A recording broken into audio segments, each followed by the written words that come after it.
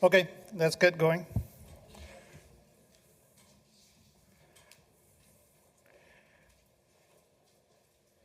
So it is a particular pleasure to be following Victor and Stefan.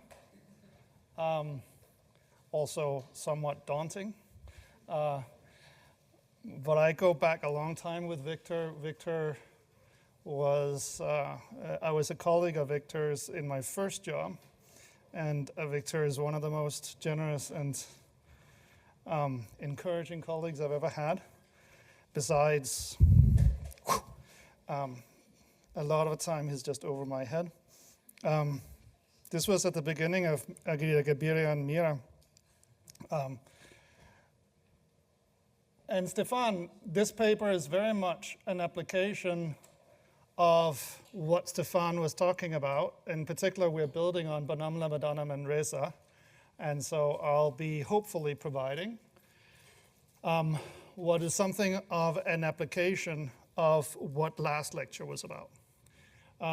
As part of this application, I'm going to be talking about what the topic of the paper is, which is sorting. But a key part of understanding of the challenge of this paper is identifying two-sided heterogeneity, worker latent types and firm latent types in matches, and then thinking about the extent to which the Danish labor market exhibits sorting on those types.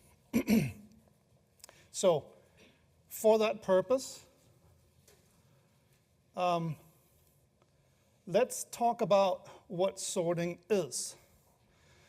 In particular, if you're coming from the literature that I come from, you've been preconditioned to think about heterogeneity as something that tends to live on, say, a cardinal or an ordinal space, that there are low types and high types, and that they relate themselves to that in that way.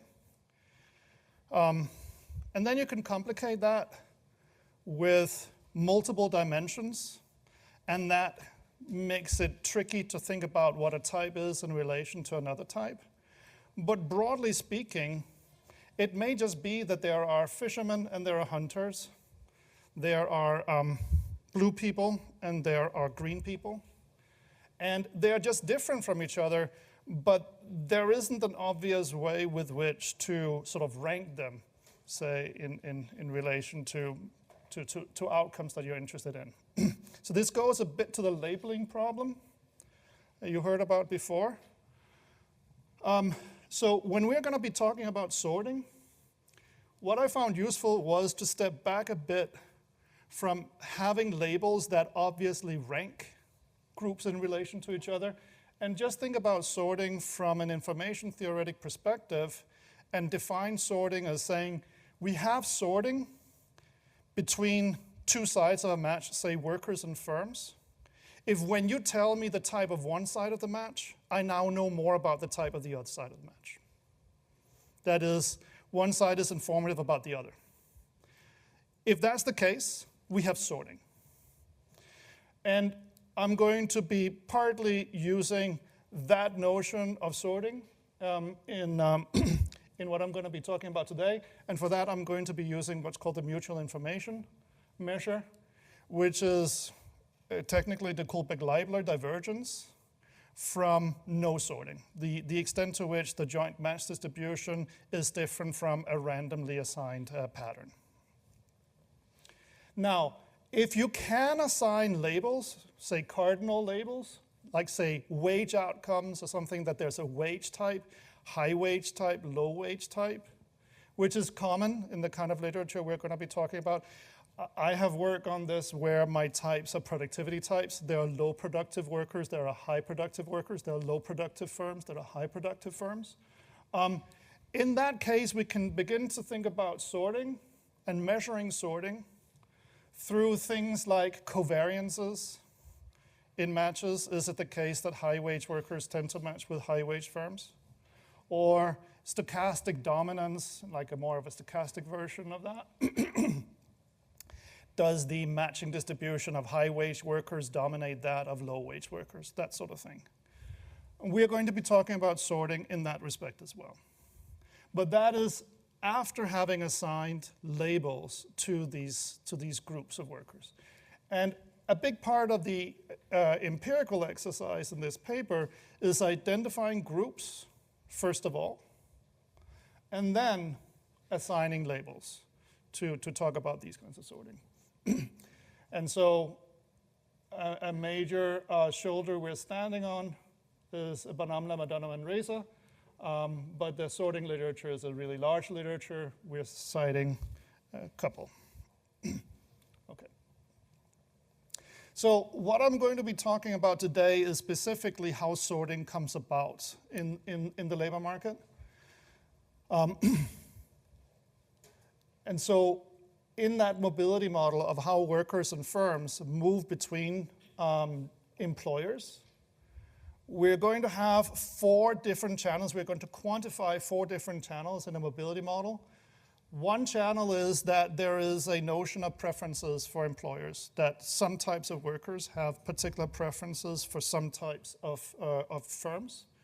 We'll be identifying those preferences through a revealed preference argument. It's, in some sense, conditional choices. Then there is going to be an identification of the kinds of opportunities that they're given, a notion of their choice set. And different workers will be presented with different options. You can think about it as offer distributions in search theory. Then there's going to be differential layoffs. Workers are going to be laid off into unemployment at potentially different rates. And they're going to move out of unemployment, also potentially differently from other types of workers. An important part of this was to allow for the possibility that there is sorting, but there might not be sorting on wages. And so in our grouping, we didn't just want wages to be dictating the classification of firms and workers and who gets grouped with whom in these in this identification of latent types. And so one of the important steps that we did extend BLM by, beyond restricting the mobility model to allow for things like for identification of preferences, is do a CEM algorithm, which Stefan touched upon shortly in the group fixed effects, in that we attempt the brute force classification of picking the membership of a group for a particular firm in service of maximizing the overall likelihood. And so the firm's group membership becomes effectively a parameter of the model. And that was in part faced with this issue of exactly how are you going to do the pre-k-mean step if you are not exactly sure what kinds of moments to work on, if you don't think that it's necessarily going to be about wages, but you don't know exactly what it's going to be. And so we went ahead with this, and I'll talk a little bit about the extent to which that was a success. In order to identify this, the mobility model involves restrictions that involve technical changes to the EM algorithm. That's just a feasibility issue. And then we incorporated observed heterogeneity and time-varying observed heterogeneity into the estimation, in particular allowing for the models, the estimates to depend on time-varying estimation. Heterogeneity was important. But we'll talk a little bit about how we restrict the prior on the relationship between observed characteristics and group membership in order to aid the classification with observing things like gender and education. Okay. So in service of me not showing you too many of the results, let me just sort of give you a little bit of a taste of what we find.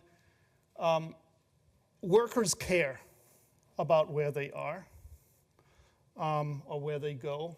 There is a significant distance between workers' identified preferences over firm types and indifference, that is a uniform distribution of preferences. Workers come to care more over tenure and experience as they get older. Higher wage types of workers care relatively more about where they get matched than lower wage types. This is a result that I have a particular affinity for because it's consistent with my restart paper with Jesper Bagger, that higher productive workers search more intensely. They have relatively larger gains from being matched with their ideal firms. And finally, but certainly not least, we find that workers' preferences are tightly correlated with the net present value of future earnings associated with going to that type of employer. Not the immediate wages that they get, but the net present value going 20 years forward. It's almost as if they're economic agents. Okay. Sorting, this was, so in terms of wage sorting and type sorting, type sorting strengthens as workers age and tenure rises. That's in line with these preferences intensifying. But their sorting on wages does not. So what we are beginning to get a sense of is that amenities are becoming relatively more important as workers age. And let me get back to the decomposition into how important the channels are. All the channels are basically important, except maybe the layoff channel. But that is, to some extent, driven by a somewhat surprising result, at least for me, which was unemployment. This is specific to search theory and to frictional labor market theory. We tend to view unemployment as something of a reset of how you've accumulated your position in the labor market, how well matched you've become. So the idea is that over time, you're gradually seeking towards finding the right employer for you, and you're making job-to-job switches in service of that. When you're hit with unemployment, you get thrown down a ladder, and you sort of have to restart the accumulation of that notion of search capital. It's not what we find. We find that when you get thrown into unemployment, you tend to move out of unemployment much according to the match distribution that you had when you left. Unemployment isn't the great reset. And so therefore, the fact that we do find that low-wage workers are more prone to get laid off than high-wage workers, it isn't the case that low-wage workers then somehow get trapped more in low-wage jobs than as a result of the layoff process relative to high-wage workers. Should I repeat that? One way that you can understand why low-wage workers work for low-wage firms is that low-wage workers get kicked off the ladder more frequently and keep on having to try and scale this ladder, whereas high-wage workers don't get laid off so much, and they get to climb up. But what we tend to see is that these types of workers, they kind of tend to go back to where they were on the ladder originally. Unemployment just isn't that kind of reset. So while there definitely is differential forces in terms of the layoff rates towards sorting, it doesn't, that channel is kind of shut down. Okay, that's it for results. I may get a chance to come back to it. So this is very much application of what you just saw. A job is a match between a worker and a firm. Each side of this match is characterized by a type. Workers are type K. And then they're also characterized by a time-varying characteristic, which is going to take, in our case, 8 different values, 2 values for tenure, 4 values for experience. A firm is characterized by a latent type L. A big part of this exercise is identifying who belongs to what type, so a grouping exercise, and then identifying what parameters are associated with these groups. At any given time, a worker can be matched with at most one firm or unemployment, which we will denote as L equal to, or firm J equal to 0. And a firm can be matched with many workers. When a firm and a worker are together, a type K worker being together with a type L firm, the wage that is a result of that match is drawn from a log normal. This is the log wage that is drawn from this normal. And we allow for an AR1. This, by the way, is completely like BLM. So that's the match wage. What we're looking to identify are the mean wages of such matches, the variances in those wages, and the AR1 parameter. So far, so good? So what we're trying to do here, and the virtue of this setup, is to have notions of group effects. There is something permanent about me as a worker when I'm type K, same thing as a firm, but I'm not going to restrict how I treat my match across different types of employers as a worker.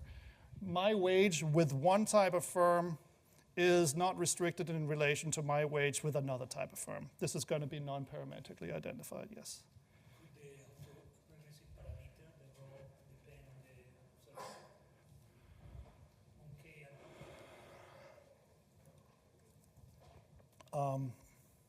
I think so.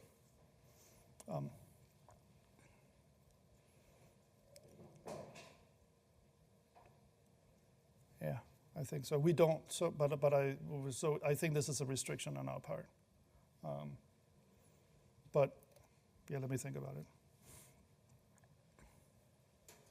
So the mobility model is where we get our channels of sorting for. So let me try and talk about this. And this is also going to relate to Peter Arsidiakono's talk yesterday.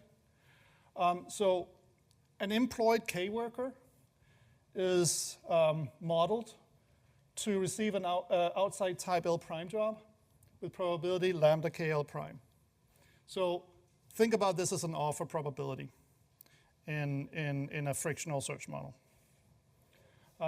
You get an offer from L prime. Upon getting that offer, the worker accepts or rejects that offer according to PKLL prime. This is the acceptance probability. This is the probability that a K-type worker who is currently with an L-type firm accepts an offer from an L-prime type firm. This is governed by these basic gamma parameters, which you can understand as just being the exponential of the value functions. So you can look at this and you can say this looks like logit choice. And that's entirely appropriate in that you can understand this model, and this is fully structurally consistent. You can understand this model as either being a random utility interpretation. The idea is that you get this offer and you're drawing 2 extreme value shocks independently for each firm. You choose the firm with the highest value plus the taste realization.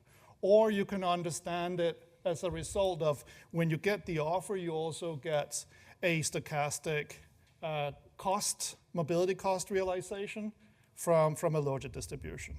And again, you get this acceptance probability.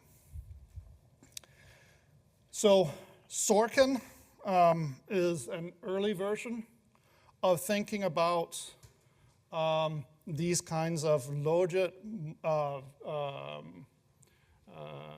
mechanics in a frictional setup, although key to that identification exercise is that this can't vary by k, so all workers have the same valuation. And so naturally, you can generate sorting through preferences in such a setup. We want to allow for those preferences, these valuations across workers to vary across workers. So Peter's restart paper is an example of this. I also have a hybrid model with Esben Mohn and Jonas Maibaum that has an interpretation of this as well.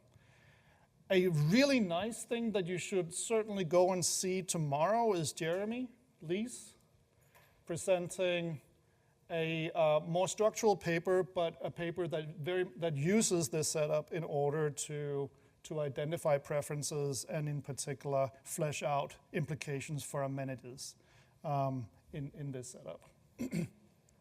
It's basically the same identification of preferences that's happening. Then we're going to be quite flexible about,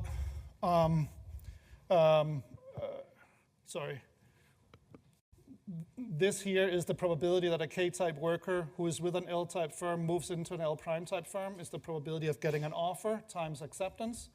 And then we're going to simply model the probability that you move into unemployment or non-employment as delta KL. This is this mobility from L to 0. And move out of unemployment, we're going to call psi. Move from 0 to L. It's these basic probabilities that are identified in Bonhomme, Lamadonna, and Reza. And the identification proof in Bonhomme, Lamadonna, and Reza establishes that this is identified. These are basic frequency counts. Once you know K and L, you're just counting how many times you're making those moves as a K-type worker. Any questions about this, Adam? This is the mobility model.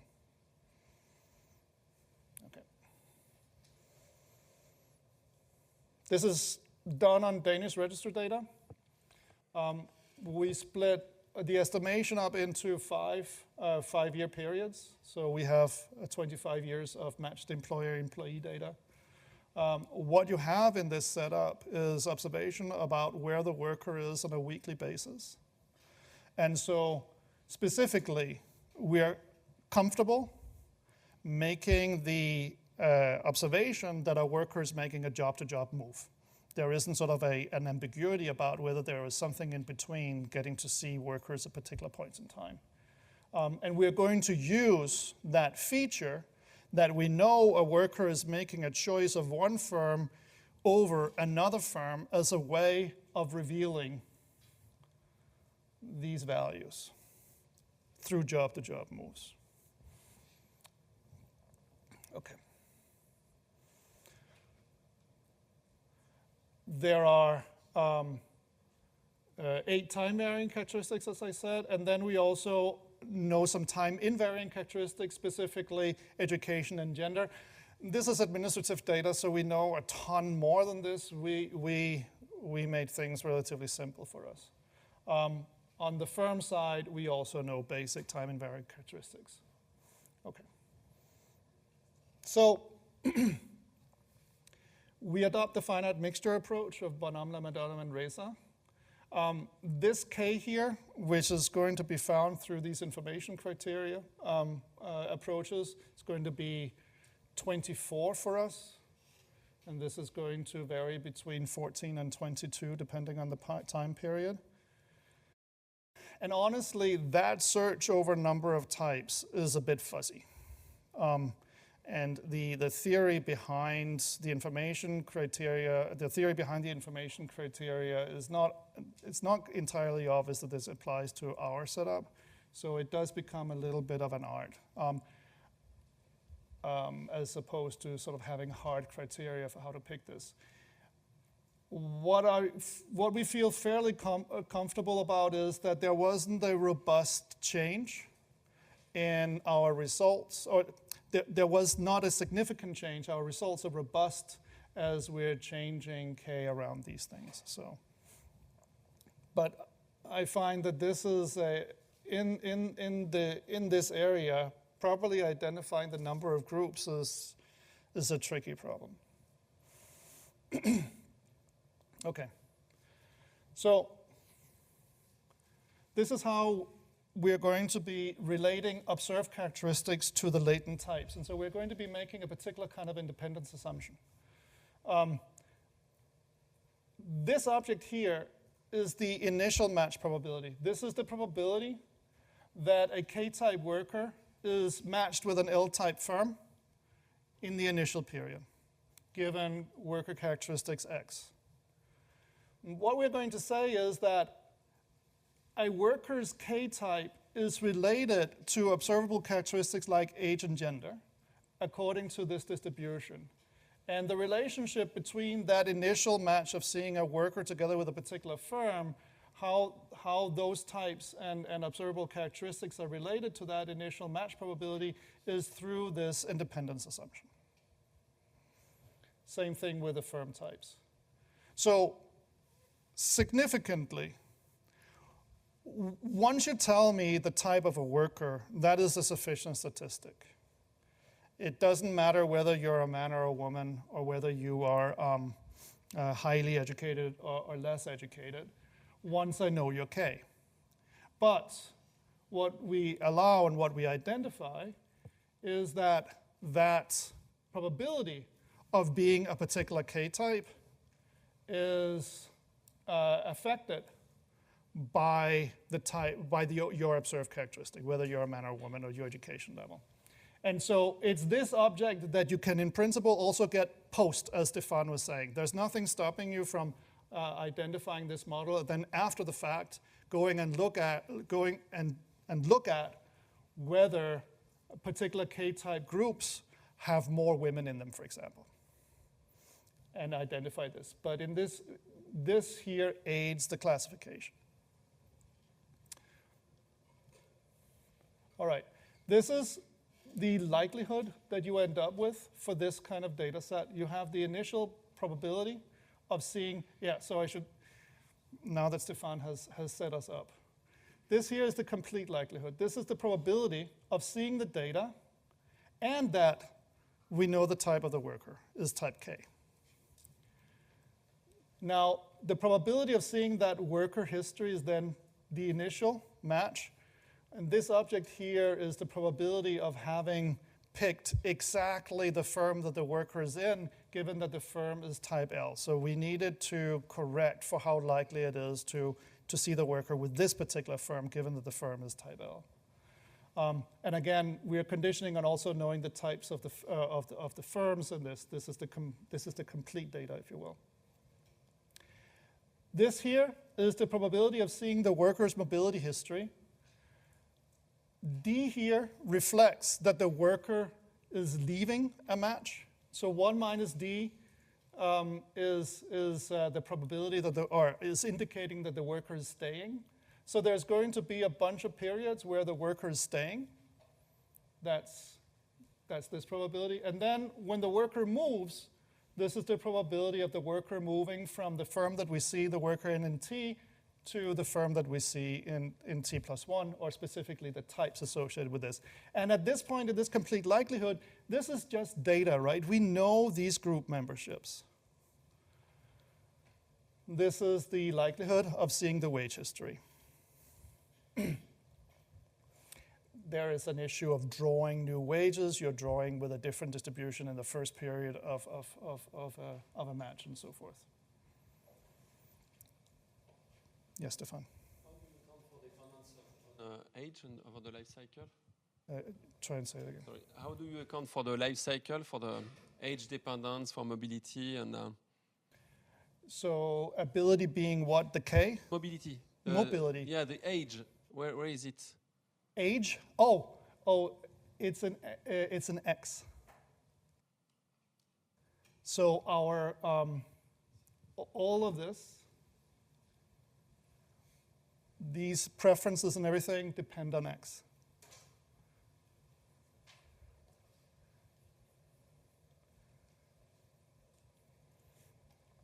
So the marginal likelihood is then the sum over the latent types. And I should say, we're adopting very much this, I'm stating a lot of this for a given firm classification, then we're going to talk about how we're getting the firm classification. But right now, what you're seeing is very much the basic Bonham, Madonna, and Reza setup, in that we're going to treat the firm classification as data, coming potentially from a pre-step. We'll be updating this, but think about it as data. And then the question is this issue of the type of the worker. And so had we complete data, this would be the likelihood. Given the incomplete data and the fact that we don't observe the type of the worker, the marginal likelihood or the incomplete likelihood is just the summation over the latent types. And the problem is that when we take the log of this stuff, as Stefan was saying, you're taking the log of a sum, that's bad. What we really like to do is take the sum of the logs. And so I'll talk a little bit about how to get there here. Specifically, if the data were complete, taking the log of this and going across, summing across workers, and maximizing that likelihood expression with respect to the betas would result in a log additive structure where each of these parameters figure nicely and additively away from each other, from each other parameter, and the first order conditions on these parameters become simple frequency counts in the data. Straightforward analytical expressions, it's not hard at all to get at these things. The problem is, I don't get to just take the log of this, I have a log outside of here, and now all the first order conditions for these parameters involve all the other parameters. So it becomes a nightmare. And so sadly, the data are not complete. But this is where this is where we're going to talk a little bit about EM methods, and I'll give a little bit of a, given that I got 10 minutes extra. So let me try and spell out what it is that's happening in the EM. So I'll spend a couple of slides in EM. Hopefully this is more of this is me teaching, slightly to myself. So let me try and boil the notation down a little bit. So think about there being observed data X. This would be all of my moves, it would be my wages, this sort of stuff. And then there is some unobserved or missing data, specifically what is the type of the worker, what is the type of the firm. So think about this as a worker classification, and this is a firm classification. It's the group of the worker, if you will, group of the firm. These are our latent types. So denote by log of L, the log likelihood of the data for a given I'll get to the beta parameterization. Now, I can write the log likelihood of the data for any distribution RZ, and this is a completely arbitrary distribution. This is just a distribution. I can write the log of data as this expression here. I can pull the log of L over the other side. This just sums to 1, right? I'm not doing anything fancy.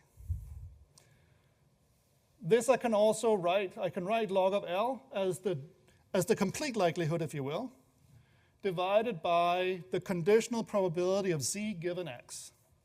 This is, again, just writing the joint as the product of this times the probability of X, right?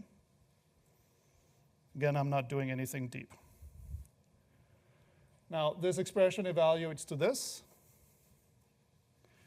which must necessarily be bigger than the expression where I'm replacing the conditional probability of Z given X with R itself by Gibbs inequality. So what is the significance of this? The significance of this is that this object here is going to be fundamentally the object that we're working with when we do the expected log likelihood. When you choose to maximize the expected log likelihood function, you're utilizing something about this object here. So let me make that argument. The key issue that you're doing when you're doing EM is that you're exploiting that you can tractably figure out what is the probability of a worker being type K for a given parameterization of the model given the data. That is, you go on and evaluate what is the likelihood of the worker being type K relative to the marginal. If you can calculate this, you're in business in terms of maximizing the overall likelihood using the EM algorithm, because what you do is that you're going to start using R and setting it equal to this, and I'll get to that. So the one way of thinking about BLM is that BLM realized that if you knew the firm types, then it is indeed entirely tractable to go and evaluate the likelihood of a worker being a particular type given everything else. And so, green light for EM, you run with that. What we do in LPR is that we utilize that same idea that we're going to take firm group membership as something that is data or parameters, do an EM, and then update those parameters again in service of maximizing the likelihood. And is that brute force membership identification. What I'll talk about a bit tomorrow is a different approach to how to get at CF, which is going to be a version of this, which is called VM, variational EM, where you're not getting the E step quite right, and so you lose some of the key features of EM, but hopefully you're close, and I'll get back to that. We're somewhat excited about this, but it's still early. So let me try and explain what EM is. So one nice paper tutorial I read about this is EM is MM. So what is MM? MM is an algorithm for maximizing or minimizing a function. It can be minorization maximization or majorization minimization. In this particular case, it's minorization maximization. So let's say that you have an ability to tractably evaluate the probability that a worker is a particular type K given parameterization and data. Then what you do in the EM step is that you say, let me set worker posteriors effectively equal to, for given parameters, beta M, equal to that likelihood that a worker is type K, or that the worker's classification is Z. Let me put that into this expression here, but notice the way that I have defined my R, when I evaluate this expression, this function h of m, which is the expected log likelihood minus this term, when I evaluate this expression for a beta equal to beta m, this expression becomes exactly equal to the true log likelihood at beta m. Because at this point, these two expressions are the same. But whenever my beta is different from beta m, the true likelihood is going to exceed my h. And so what I'm effectively dealing with h is that it's a minorization of the true likelihood in the point beta m. Now, an implication of that is that any beta that improves on h relative to beta m must also improve on the true likelihood relative to beta m. Is that obvious? I can try and draw it.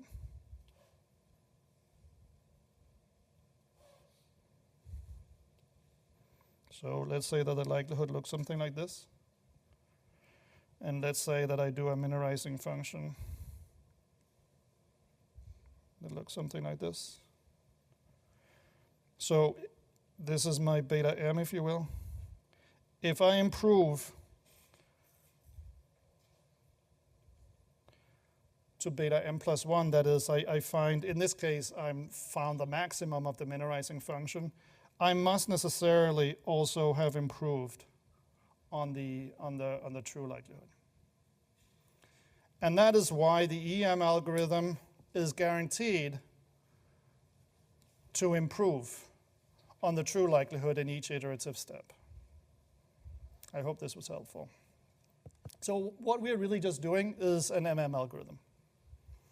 All right. Any questions about this? So just in parlance, there is a tendency in EM when grad students will talk about what they're doing is that they're saying, well, I'm setting up this lower bound on the true likelihood, which is the expected log likelihood. It's true that it's a lower bound, but the real significance of the expected likelihood is that it is it is really a minorization. Maximizing that is the same thing as maximizing the minorization. It's not enough that it's a lower bound, it needs to be a minorization for you to be guaranteed that you're improving on the true likelihood. The point is that maximizing this expression has all the nice properties that I was talking about before. You're maximizing a sum of logs, all the first order conditions of this evaluate super nicely. Finding this beta m plus 1 is like this. By the way, also massively parallelizable and all this sort of stuff. Okay. Any questions? All right.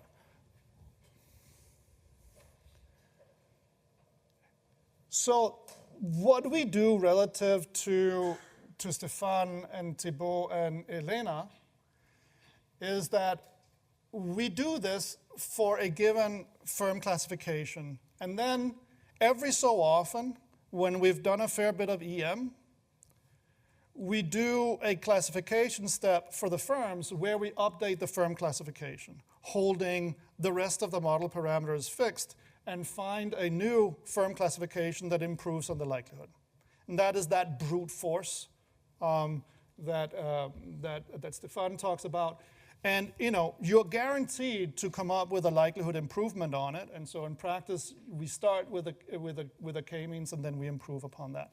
But what you're doing is that you're allowing the classification to depend on key features of the data. And if it turns out that weight sorting isn't important and firms really aren't different from each other in meaningful ways in terms of the wages that they're finding, we would still have hope to find a classification that might be about mobility parameters or the fact that certain workers tend to be with certain firms and that sort of thing. We allow that the firm classification becomes a function of our classification of the workers. Okay.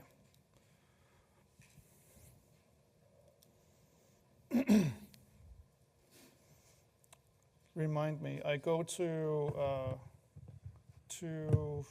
50? Yeah, all right. Can you do this iteration for the firm? Can you do it firm by firm, or it's joint, no? Yeah. In principle, it's definitely joint, which is a nightmare. Yeah. Right. So, yes. That's the so difficulty good. with MCMC and other methods also, yeah, right? no, so we do a sieve. And so let me echo a couple of points. First of all, EM, super sensitive to getting caught in local minima.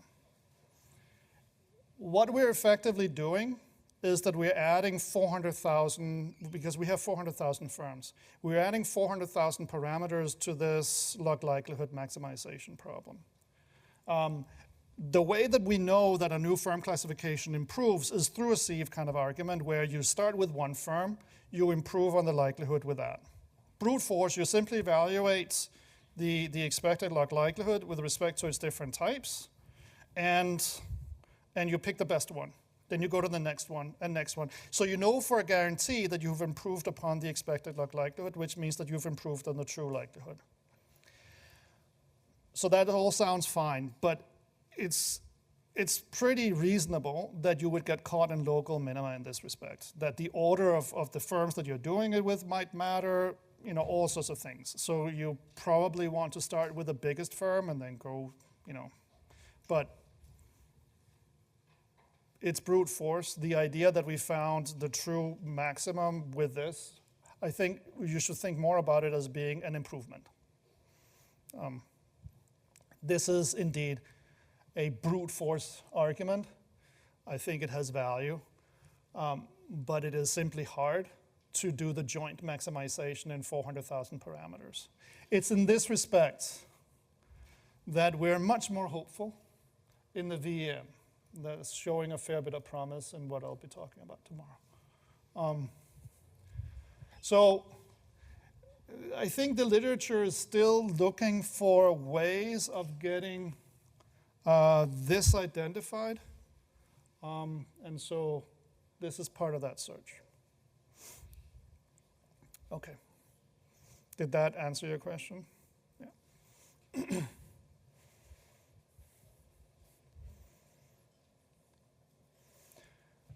So we ended up with 24 worker types and somewhere between 14 and 22 firm types. Now, when you've estimated this model, you've ended up with a bunch of wage parameters, means and variances. You have mobility parameters and so forth. And again, you have them by latent group types, right? And yes, they're numbered here, but there is no significance in one group being group 5 and another group being group 1. We could have, maybe in order to signify that there isn't a notion of being higher or lower, we could have picked like blue and green and red and that sort of thing. And so what we do post-estimation, and there's a fair bit of post-estimation work in this process, is that we proceed to start to label these groups in what is hopefully sensible ways. And one important aspect of that evaluation or labeling, or important step in that labeling, is that we choose to label by wages. And this is the projection that we use for that. So take the estimated mu's and project that onto this linear projection, where you can think about this as just being fixed effects on groups. So group K has this wage fixed effect for workers, and BL is the fixed effect for firms. And when we talk about wage sorting, the extent to which high wage workers are with high wage firms is going to be the question of workers that belong to group K that has a high AK, do they tend to work for firms or firm types that have a high BL? That's what is meant by wage sorting. Whereas our mutual information criterion is only a question of, is there a tendency that K-type workers tend to be with specific L-type firms?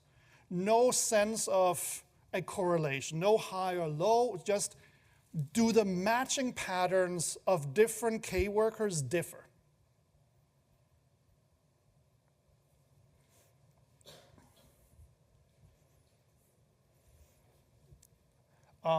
This is how the various labels work out and the different, so these are the different AKs in group 1 through 5. These are the different BLs, group 1 through 5.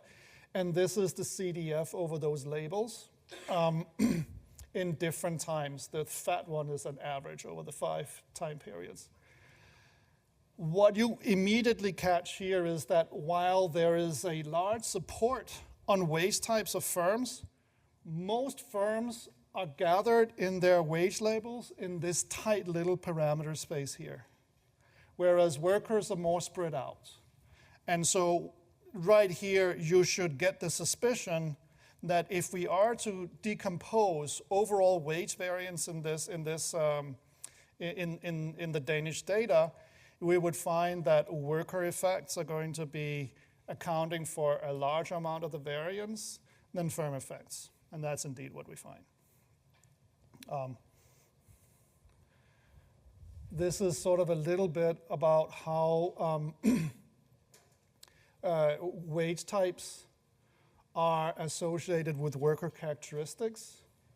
So what I have down here on the x-axis is worker types by rank. So you can think about this being a K, if you will, but I'm doing the ranking by the PDFs.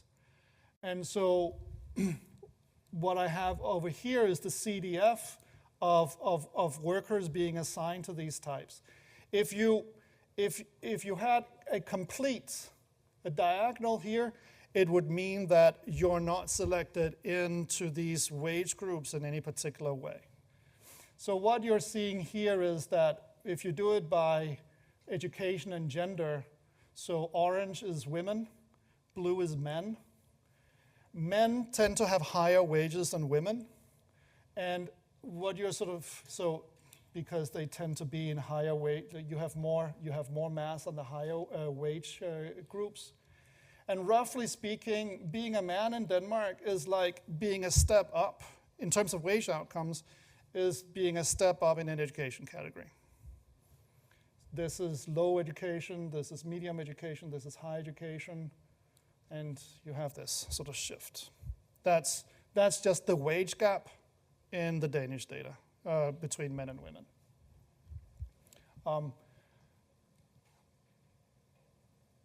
This is the tenure effect, this is unemployment. Basic sanity check, this made all sense. To what extent did you like the projection? I just think it's a pretty picture. There's a little bit, I'm being a little quib. There's a little bit about this projection. The data aren't entirely linear. And the overall thing is maybe not obvious from looking at this, is that there is a tendency for the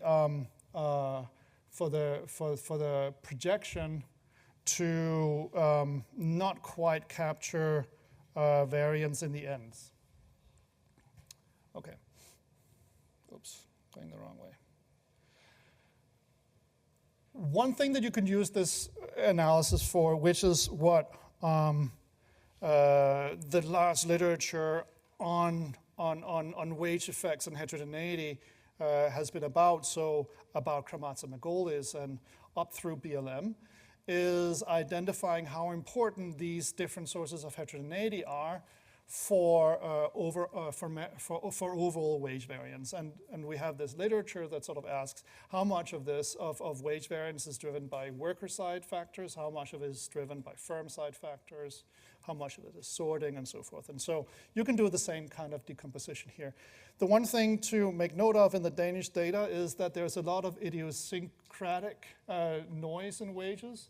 The Danish data, when you do, say, Klein-Sartre-Sølstein or just a basic AKM, the Danish data is characterized by a little bit more residual wage variance from relative to the individual effects than other data sets. So the fact that we have a relatively high residual is partly just the Danish data.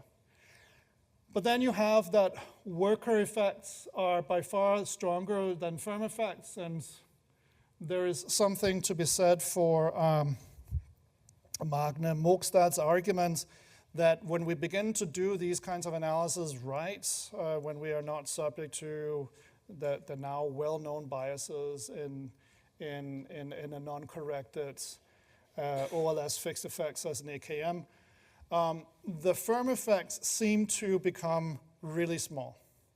That firms look like they're not contributing a whole lot to wages. I will modify this, but when you do this analysis, that's kind of where you get to. So it looks like firms don't matter. That shouldn't be what you should draw from this. And so I'll try and modify this, but it could look that way. All right. This is me just speaking very specifically to part of the literature. You can go and decompose. You can do this decomposition that I just did on mu, but you can do it on a bunch of the other parameters in this model as well. One particular parameter that I'd like to draw your attention to is the layoff probability. There is in this literature a tendency to think about layoffs as being something that is either worker-specific or firm-specific. You can think about like the slippery ladder, which appears in my own work with Jesper Bagger, or Jarash's job market paper, this idea that low-wage firms, you also get laid off from them more easily. And so you have these people getting caught in cycles of being low on the ladder, then you get thrown back down, then you try and climb up, you get thrown back down, but it isn't really until you get further up on the ladder that you're sort of stably there. That is, the ladder is slippery, if you will. That's kind of a story that relies on layoff rates being primarily, a variation in layoff rates being primarily about firm types. Then there's a literature that talks about worker types as being distinct in terms of how frequently they get laid off. And that can also lead to sort of these kinds of differential outcomes, that some workers are just always receiving bad outcomes because they keep getting fired. So if we decompose the variance in delta into sort of a worker effect and a firm effect and so forth, the vast majority of variation in layoffs is on the worker side. Firm effects contribute very little to layoff rates. These firm effects here is a commonality. How much commonality is there, or how much variance is there in layoffs across different groups of firms? And there just isn't a ton. Most of the systematic layoff variance in layoffs that we see is driven by workers being different. Just as a modeling note, you probably want to model, if you're building in heterogeneity in layoff rates, you should probably pick it to be on the worker side. This here is, you have to be careful how to interpret this. You can't do this across workers, but this here, I'll get back to the significance of this. This is about how important preferences are. Okay. So I have half an hour, is that the idea? Yeah, all right, good. Let me talk about preferences. A really big part of the paper is identifying preferences or the values of jobs through the revealed choices of moving from one job to another. And so you have, when you're moving from L to L prime, as I said before, you have sort of a random component or a chance component that is driven by the types of firms that you meet. And then there is a direction to your mobility, which is driven by your preferences. And so what we are interested in is the extent to which this mobility across firms is strongly, or how strongly impacted is it by your preferences over these firms, and is it an important source of mobility? And so there's this question of how do you measure the strength of preferences? So one way that I came up with was to think about just the Kullback-Leibler divergence from gamma being uniform. That is, to what extent does value vary across different L's? And so what I'm going to show you some results on is how does this vary across different kinds of workers and across different X's. And so that's what this is. So this is if you will, strength of intensity, strength of preference. And so one pattern that you're seeing, so yeah, just in terms of how to read this. This here is time windows. This is short tenure, long tenure, and this is experience or age, if you will. And here in these rows here, I've grouped workers that have low A's. This is workers with medium A's, and this is workers with high A's. So these are low-wage workers, these are medium-wage workers, these are high-wage workers. And so the one really strong pattern that comes out at you is that high-wage workers care more about which firms that they go to, there's more variance in their preferences or their valuations of jobs across firms than low-wage workers. And so their mobility patterns are going to be more strongly affected by this acceptance-rejection decision. There is a tendency that as you age, it goes up, and certainly there's a tendency that when you're long tenure, you have stronger preferences. There's a lot more to think about, and it's in these aspects that what Jeremy will talk about when you have a much stronger or a much more specified structural model, that structural model can organize some of these results for you. Now, you can also go and look at how these preferences correlate with other parameters in the model. So again, the reason why I'm focusing so much on these preferences is that we have effectively used these revealed choices to get at the worker's valuation of jobs, right? We've identified the value function. And so one question is, to what extent does a worker's valuation of a job correlate with the wages of that job? So what I'm showing you here is correlation coefficients within a worker type across L, and then an average over those worker types. And so what you're seeing is that there is indeed a positive correlation between a worker's preferences for a job and the wages of such a job across firm types. Especially true for short tenure, but it weakens substantially for long tenure. So you begin to say, does it really matter what wage you're getting? It doesn't seem like, I mean, we've established that it isn't that they're indifferent. They do care about where they're going, but it isn't particularly strongly related with wages. So is it all amenities? Well, one thing you can do is that you can go and calculate the net present value of the income stream that's associated with going to firm L today, and then simulating you forward for 20 years, including where you're going to go elsewhere and so forth. But so just taking the model and simulating forward for 20 years. And calculate the net present value of that income stream. Go and correlate that against the value function. And suddenly, these correlations get much stronger. It's in that sense that I thought this was a striking result. This is exactly what you would expect. And for example, a Pustelvenian-Robin kind of model where wages can be high or low depending on your particular bargaining position or your history. But you're moving constantly in the direction of values associated with being with a particular employer. But the current wage may be low because you're expecting high wage growth or something like that. So you shouldn't necessarily be driven by the current wage, understanding that there are different wage paths associated with different employers.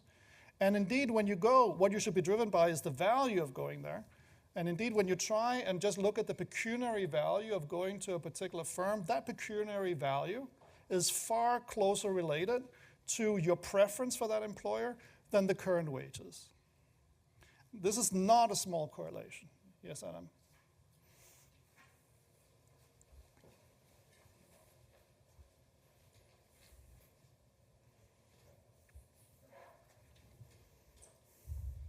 So when you have long tenure and a lot of experience, so your job sort of have matured, then you still have a low correlation up in the upper right corner.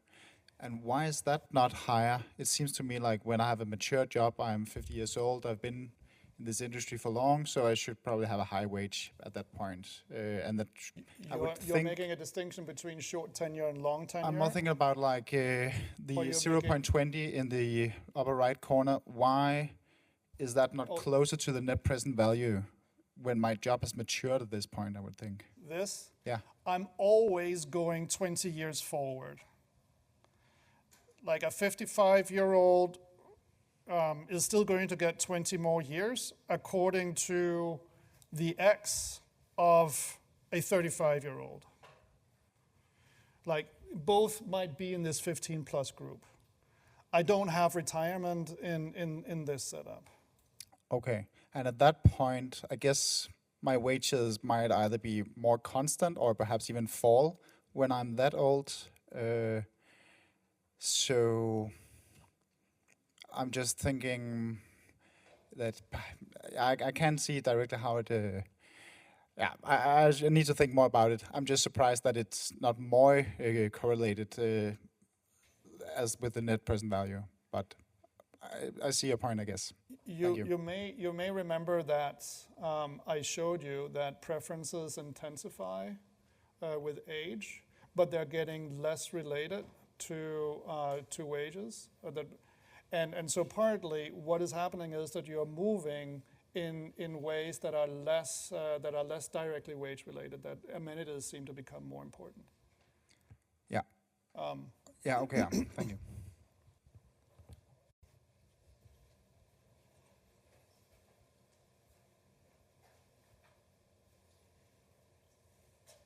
Okay.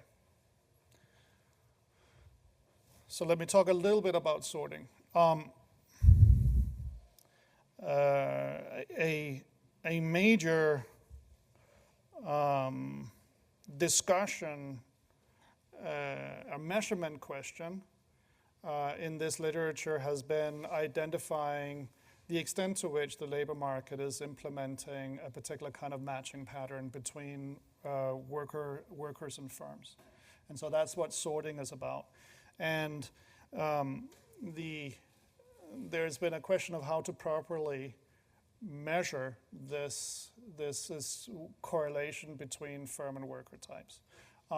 So part of the BLM contribution is to deal with some of the biases associated with the simple fixed effect or uncorrected fixed effect OLS regression, and this discrete mixtures approach is one such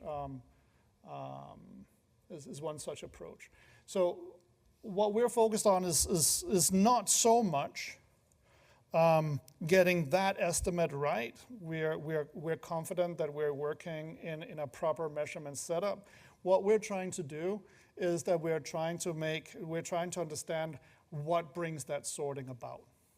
And so we're going to be talking about two kinds of sorting. One is the wage sorting in this model. To what extent a high wage workers match with high wage firms. We're going to measure that as the correlation between the wage labels of on the firm and the worker side. And then we're going to be measuring type sorting through the mutual information measure, which is now more specifically the Kullback-Leibler divergence between the measured sorting pattern, the empirical sorting pattern in the data once you've identified the types. This is what we see in the data for KNL. And the product of the two marginals, which would be independent matching. This is type sorting for us, the extent to which we are not seeing random matching. And what I'm going to give you a little bit of an insight in is to what extent are we learning different things using these two different kinds of measures. So let's first think about wage sorting in the Danish data. So the first thing that we're going to somewhat verify is that there is something of a tendency towards an increasing correlation or wage sorting over time. This is specifically true for the short tenure workers. So what I'm showing you here is the different time windows and the estimated wage sorting in the data for that time window. And so this is something that Rune Weilin and Jesper Bager documented early on, and this was also a point in Card, Heining, and Klein. And you can sort of make stories about how this might be contributing to increasing wage inequality and so forth, that we have increased sorting. What you're also finding is that it's the short tenure workers that are more sorted than the long tenure workers. Go and measure by type sorting, and there is no evidence of increased sorting over time. Furthermore, it's the long tenure workers that are more sorted than the short tenure workers.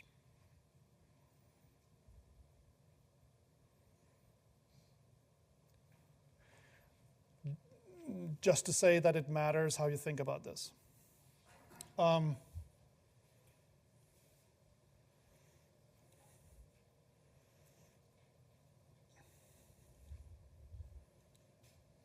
So we have the ability to think about this over the life cycle, or, let's, I'm getting towards the end of, the window that we are observing workers for. We stop at 55 for Danes. And so part of the life cycle. What we do in order to think about how sorting changes as a cohort ages is that we're going to put together synthetic cohorts. So I'm going to take a group of workers, I'm going to start them at time 0, and then I'm going to go forward 30 years using all of the estimated parameters for this for the model. The only thing that is sort of that I'm holding fixed is that I'm not going across different time windows. I'm not saying that you were born in '89 and then 5 years later I'm going to switch you to a new set of parameters.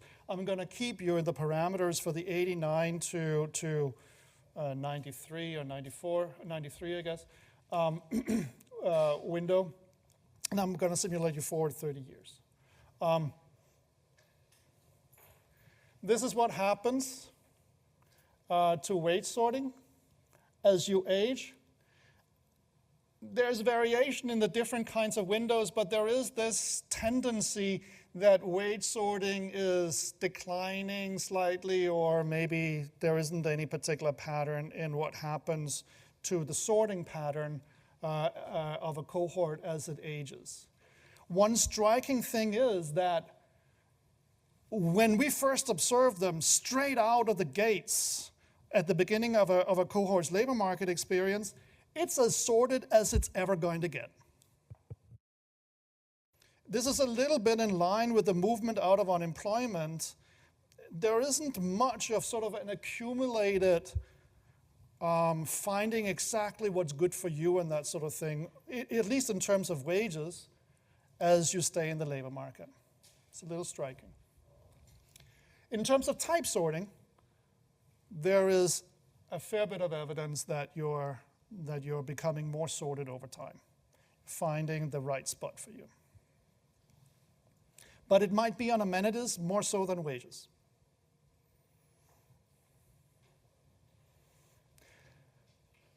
The last thing, I'm going to be finishing a little early. The last thing that we do is that in order to quantify how important the particular channels is, that we can do counterfactuals in this model. So you can think about the amount of sorting that realizes if you shut down a channel, and then look at the difference between the estimated model and this counterfactual where you've killed off a channel. So what does it mean to kill off a channel? So let's think about preferences, for example. How much sorting is a result of worker type K preferring a particular firm type L relative to another worker type? Well, for me to shut down that idea of sorting, I need to simply say that workers have the same preferences across Ks. So I shut the channel down by killing variation across K. I can also kill the variation across L in this particular case. But that's effectively what we're doing when we are shutting down a channel. And so when I'm quantifying how important is a channel, I'm just looking at the marginal change in sorting as I turn a channel off. This is how important the various contributions are to wage sorting and to type sorting. And so what you find in these synthetic cohorts, so we go and simulate cohorts having shut down a channel, And then what I'm reporting here is the difference in sorting relative to the benchmark, that is the estimated model. And so, for example, here, what I've done in a cohort is that I've shut down the layoff channel. I'm giving all workers the same layoff propensity, and I'm not seeing a huge change in wage sorting as a result of having done that. Despite the fact that there is substantial variation in layoff rates across K, but in this particular case, it's being offset by the fact that they're still moving, the implied sorting impact is being offset by how they're moving back into unemployment through the unemployment finding rate. If I shut down the job finding channel, that is that high-wage workers have a tendency to move out of unemployment to high-wage firms, sorting drops dramatically. Market segmentation is important for wage sorting, so are preferences. And it tends to get more important over time. In terms of type sorting, it's all about preferences. Market segmentation doesn't matter a whole lot. In terms of type sorting, both job finding and layoff channels are relatively important. Now, in this kind of analysis, the order of channels shut down matters because they interact with each other. So you can be careful and you can look at all different orders that I shut down channels, and there's a lot.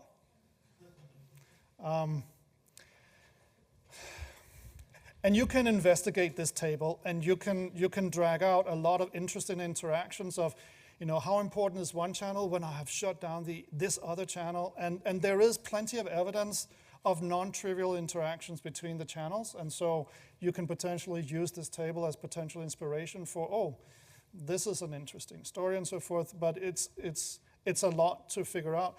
Broadly speaking, if you take averages over all these marginal effects in different orders of eliminations of channels, there is something of a result that the layoff channel is not super important for wage sorting. When it comes to type sorting, the really important thing is preferences and layoff. Layoff is always important.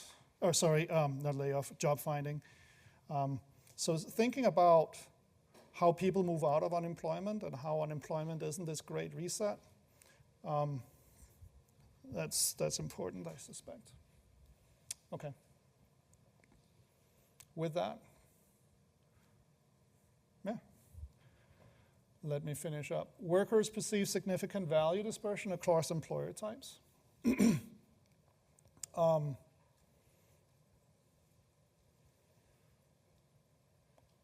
I'm particularly struck by how closely preferences are related to net present values and income.